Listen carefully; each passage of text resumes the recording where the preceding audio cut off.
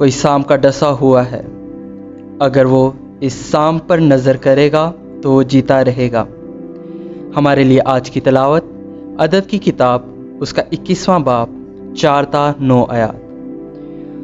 انہی دنوں میں بنی اسرائیل نے کوہ ہنوز سے بحر کلزم کے راستے پر کوچ کیا تاکہ ادوم کے ملک سے گھوم کر جائیں، اور اس سفر کے سبب سے لوگوں کے دل تنگ ہوئے، اور لوگ خدا اور موسیٰ کے خلاف بولے اور کہا، تو ہمیں مصر سے کیوں نکال لایا تاکہ ہم بیابان میں مر جائیں، کیونکہ یہاں پر ہمارے لیے نہ روٹی ہے اور نہ پانی، اور ہمارے دل اس ہلکے کھانے سے نفرت کرتے ہیں۔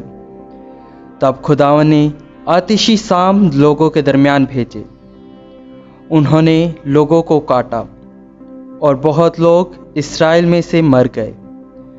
تب لوگ موسیٰ کے پاس آئے اور کہا، ہم نے گناہ کیا کہ ہم خدا اور تیرے خلاف بولے، سو تو خداوند سے دعا مانگ کہ وہ سانپوں کو ہم سے دور کرے۔